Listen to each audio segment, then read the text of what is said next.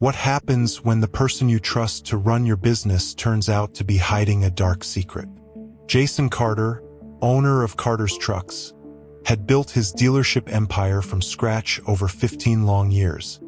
His fleet of gleaming trucks, lined up in neat rows at one of his 13 locations, had once been the pride of the state. Sales were strong, and his reputation for honest, customer-friendly service had drawn buyers from near and far. But lately, Jason had been troubled by a nagging unease.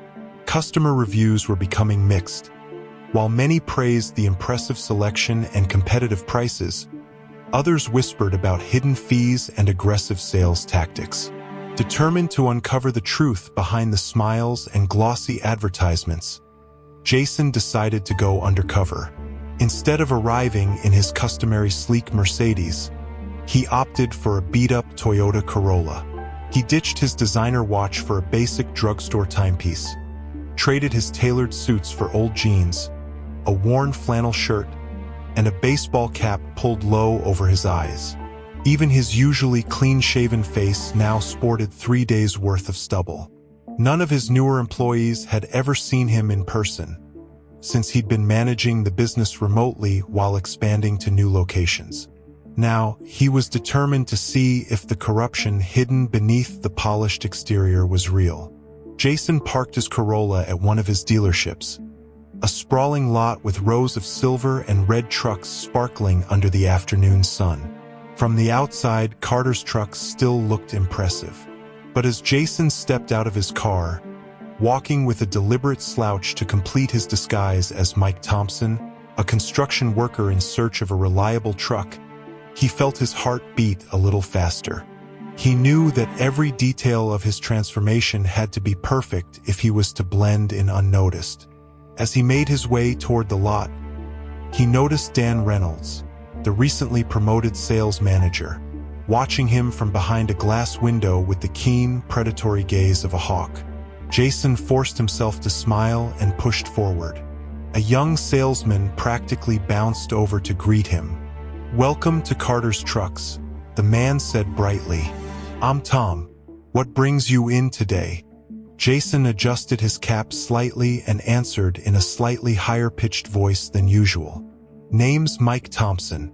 I've been saving for a while now. I'm looking for something reliable for work.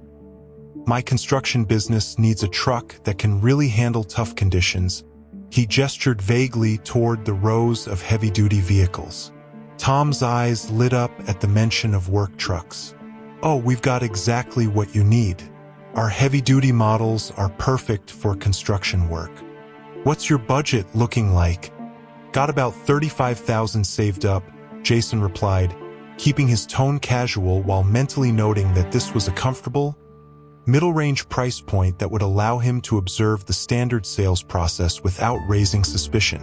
Tom led him through the lot, pointing out various models with practiced ease. Jason paid close attention to everything: the way the salesman presented each truck, which features were emphasized, and most importantly, which fees and extras were never mentioned until the final paperwork. They eventually stopped in front of a silver Ford F-150, one of the most popular models in the dealership. "This beauty just came in last week," Tom explained, launching into his well-rehearsed pitch. "It's got everything you need: a robust engine, excellent towing capacity, and our exclusive Carter's Protection Package." Jason's ears perked up at that phrase. The protection package was supposed to be optional, not automatically included. He made a mental note of this inconsistency while maintaining his Mike Thompson facade. "Mind if I take a look under the hood?" Jason asked, feigning the interest of a knowledgeable working man. As he inspected the engine, he noticed Tom glancing nervously toward the showroom window where Dan Reynolds was still watching him. There was a brief, almost imperceptible signal in that glance, a flash of unease. After a thorough inspection and a quick test drive that confirmed the truck's condition, Jason agreed to begin the paperwork. Tom led him into the air-conditioned showroom where the oppressive summer heat was held at bay by the cool interior. They settled at Tom's desk, and as Tom began pulling up forms on his computer, Jason couldn't help but notice the young salesman's hands trembling ever so slightly.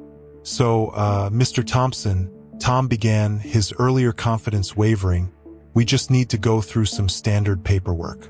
The base price for this model is $37,000, and with our premium protection package plus processing fees." His voice trailed off as his eyes darted toward Dan Reynolds' office. Jason leaned forward, maintaining his character while watching closely. "What kind of processing fees are we talking about?" he asked casually. Before Tom could answer, a commotion from the next desk overcaught their attention. Raised voices and agitated murmurs filled the air, providing the perfect distraction. Jason shifted his position to get a better view. At a desk nearby, a middle-aged man in a faded red uniform, Mark Henderson, was engaged in a heated conversation with another employee. Mark's hands clutched a stack of papers so tightly they crumpled, and his eyes were red with frustration. "This isn't right," his voice cracked. "My wife and I calculated everything down to the last dollar. We've been saving for 2 years. Mark's words hung in the air as he glared at a contract that must have been presented to him by a salesman. Jason's heart sank as he watched Mark's face drain of color.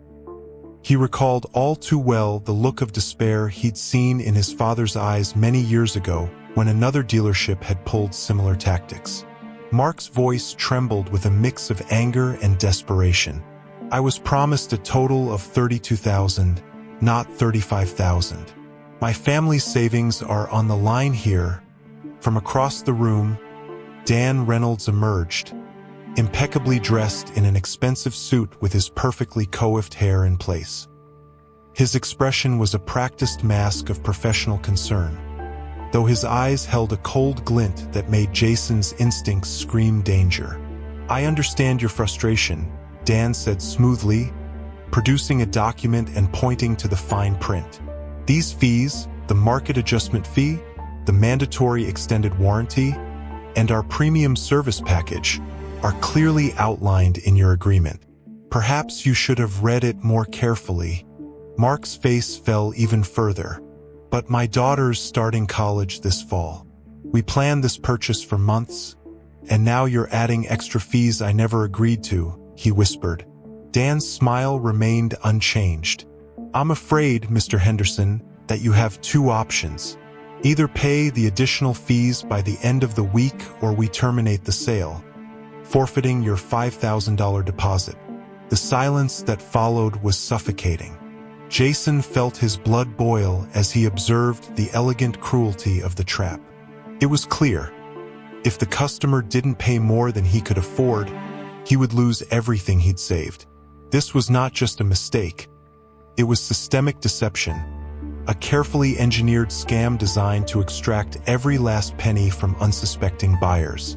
Keeping his voice steady and in character as Mike Thompson, Jason asked Tom, "Actually, could I get a complete breakdown of all the fees? I want to make sure I understand everything I'm signing up for." His tone was casual, but his eyes were fixed on the contract as Tom began to list the charges. Jason's recorder, hidden discreetly in his shirt pocket, captured every word. As Tom spoke, Jason listened intently. The same fees, market adjustment charges, mandatory protection packages, premium service plans, appeared repeatedly, each one designed to inflate the final price. A pattern emerged. The initial quote was low to get customers emotionally invested. Then, during the final paperwork, the extra fees would be ruthlessly tacked on. Before Jason could process it all, he noticed Dan Reynolds slipping out of his office, heading toward the showroom floor. With a sense of urgency, Jason quietly asked Tom, "Tell me, how do these fees normally work? Are they always added at the last minute?" Tom hesitated, lowering his voice. "Well, Mr. Thompson, I shouldn't be saying this, but our system is designed so that if a customer declines the protection package, their financing options suddenly become less favorable or their trade-in value drops. Some of our colleagues, they tried to push back, but let's just say they learned the hard way. Jason's mind raced as he pieced together the evidence. This wasn't just one rogue manager. This was a systemic corruption that had been allowed to flourish while Jason managed the business remotely. Families like Mark Henderson's had been devastated by these hidden costs, and the legacy of his father's promise to run an honest dealership was under threat. Determined to uncover every last detail, Jason continued to observe. He watched as another salesman intercepted a young couple entering the showroom, his practiced smile masking the same manipulative tactics he'd witnessed before. Every step of the process, from building rapport to glossing over the fine print, was carefully choreographed to ensnare the customer. At that moment, Jason's phone buzzed. He glanced at the screen. His assistant had sent him a message confirming that all relevant files, emails, and internal reports from the dealership were being compiled. Jason felt a grim satisfaction knowing he now had tangible evidence. But he wasn't done yet. The most dangerous part of his investigation was yet to come, confronting Dan Reynolds, the architect of this corrupt system. After the showroom began to empty for the evening, Jason decided it was time to act. He approached Tom, his voice low and steady. "Before I sign anything, I'd like to speak with Mr. Reynolds about these fees. Could you set that up?" Tom's face flickered with concern, but he nodded and headed toward Dan's office. Jason's pulse quickened as he realized that this was his chance to capture the final piece of evidence, a direct admission of guilt. Moments later, Jason found himself seated across from Dan Reynolds in a cramped office adorned with dark wood, leather, and carefully arranged family photos meant to exude respectability. Dan's smile was calculated, his eyes cool and predatory. "So, Mr. Thompson, I understand you have some concerns about our pricing structure," he began, his tone oily smooth. Jason, maintaining his disguise, leaned forward slightly. "Yeah, I couldn't help but notice some discrepancies with the fees on my paperwork. They seem to come out of nowhere. Can you explain why I'm being charged for a protection package that I never agreed to?" His voice was casual, but his gaze was unyielding. Dan's eyes narrowed as he studied Jason. After a long pause, he chuckled, a sound that was devoid of warmth. "Mr. Thompson, our business isn't just about selling trucks. It's about selling dreams. People come here believing they're buying reliable transportation, but really they're buying into a lifestyle, a symbol of status. And sometimes that means stretching their budgets a little." He leaned in closer, his voice dropping to a conspiratorial whisper. "Besides, if they don't accept these fees, they'll be left with nothing. It's all in the fine print." Jason's blood ran cold. He had recorded every word, every subtle implication. "So, you're saying that if a customer refuses the additional charges, their financing becomes unavailable?" he pressed, his voice calm yet edged with anger. Dan's smile widened, and he continued, "Precisely. Our system is designed so that once they're emotionally invested, there's no turning back. After all, nobody wants to admit they've been taken advantage of."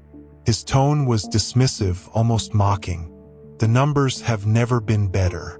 The owner, Carter, well, he's too busy expanding the business to notice these little details."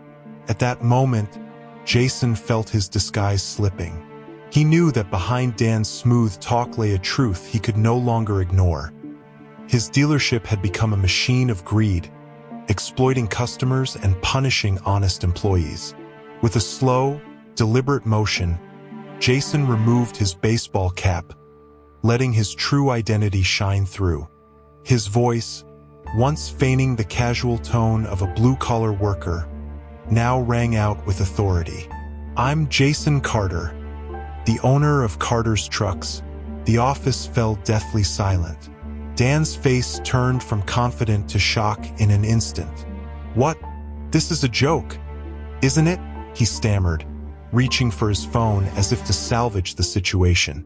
But Jason was far too quick. He pressed a button on his phone, playing back the recording of Dan's incriminating words. "Listen carefully, Dan," Jason said, his voice steady and cold.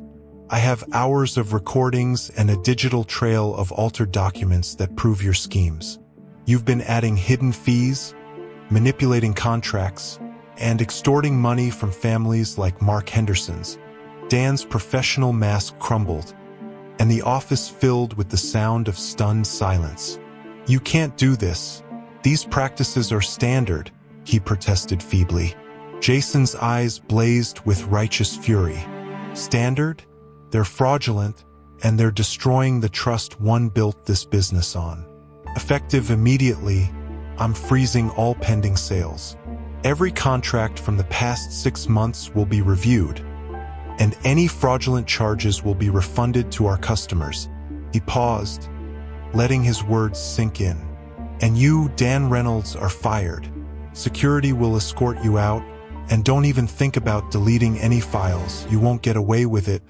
Within minutes, security guards appeared at the door, and Dan's protests turned to desperate pleas. As he was led away, his face twisted in a mixture of rage and disbelief, Jason addressed the remaining staff. "Starting tomorrow, we begin rebuilding this dealership's reputation. Every customer overcharged will be contacted and compensated, and every dishonest practice ends now." The showroom, bathed in the soft glow of the setting sun through its plate glass windows, felt different now. Employees, who had long suffered under a culture of corruption and fear, began to exchange hopeful glances. Mark Henderson, whose earlier encounter had nearly broken him, was approached by Jason personally.